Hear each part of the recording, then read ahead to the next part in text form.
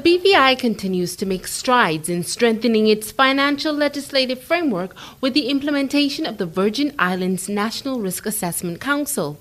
On Thursday, April 10th, over 100 top government officials and private sector representatives gathered for the opening ceremony to launch the council, which is chaired by Premier and Minister of Finance, Dr. the Honorable D. Orlando Smith, OBE.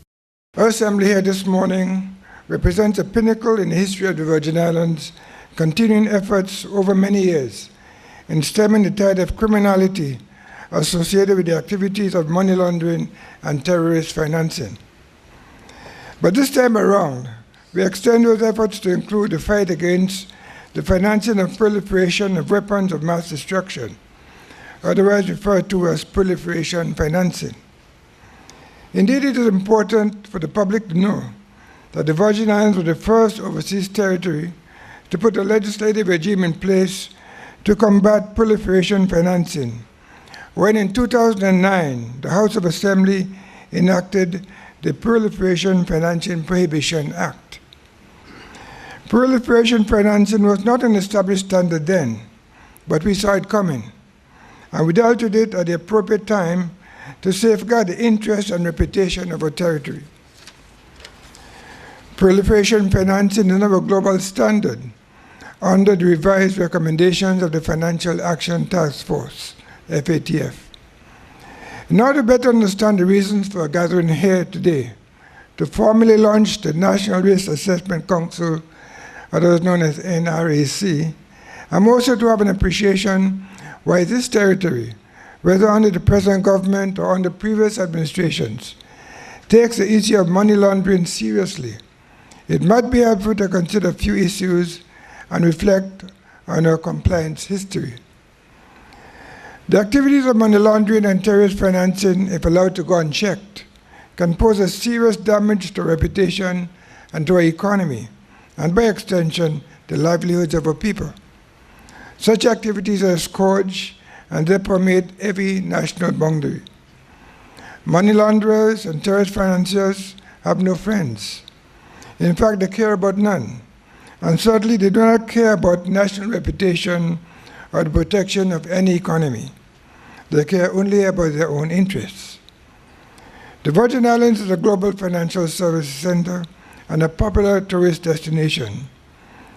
Those who engage our financial services in good faith and those that visit our shores expect a clean environment, one in which they can invest with confidence and walk about freely.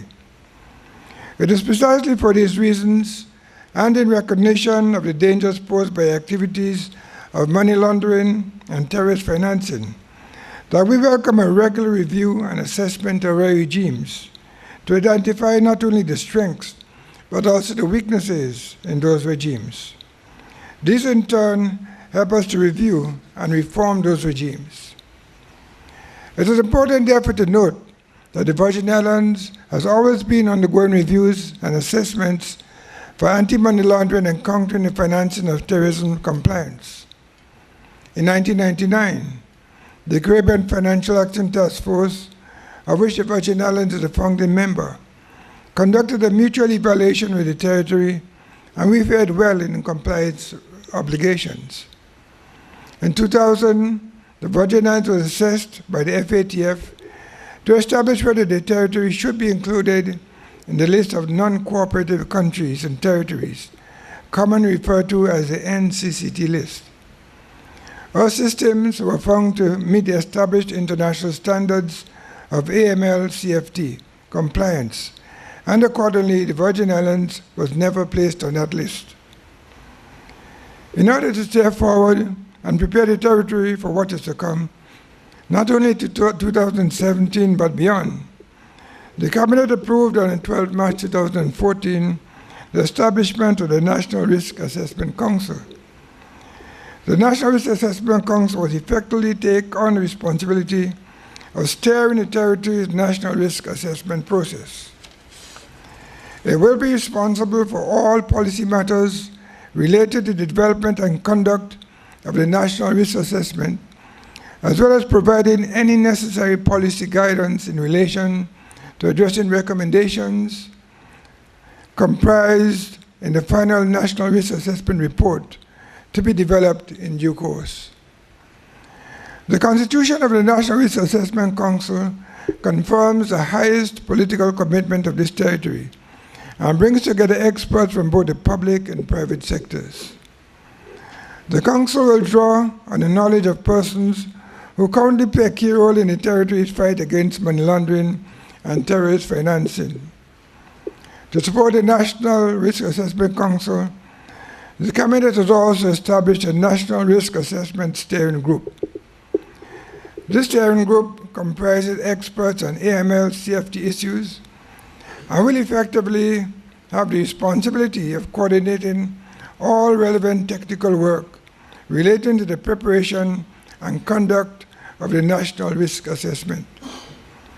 In the coming months, assessors will be identified and trained to carry out the actual National Risk Assessment.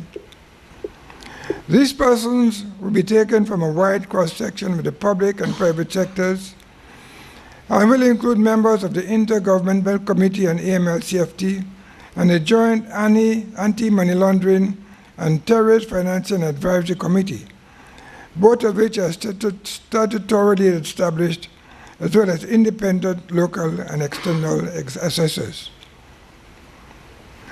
I ask the charities, businesses, community, and the general public to give this team their full support during the conduct of the National Risk Assessment.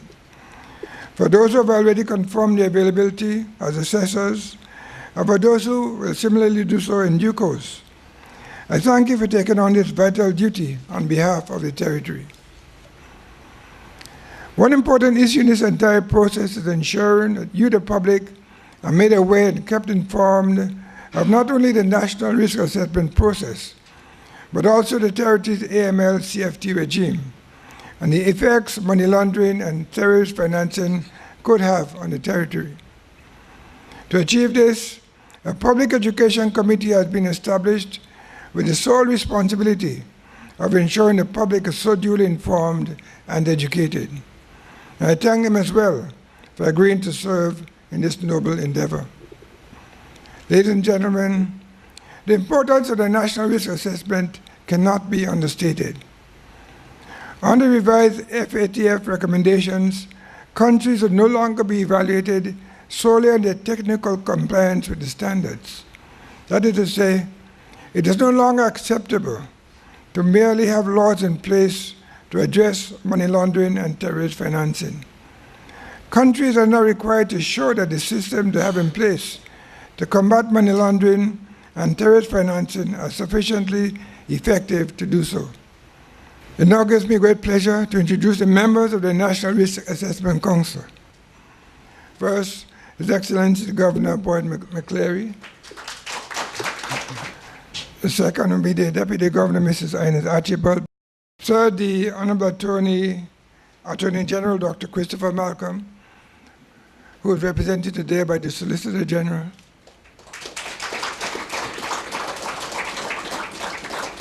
And the Managing Director, Chief Executive Officer of the Financial Services Commission, Dr. Robert McTavish.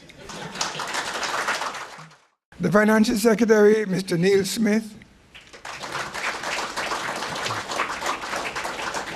And Dr. Michael O'Neill of Joma Properties Limited.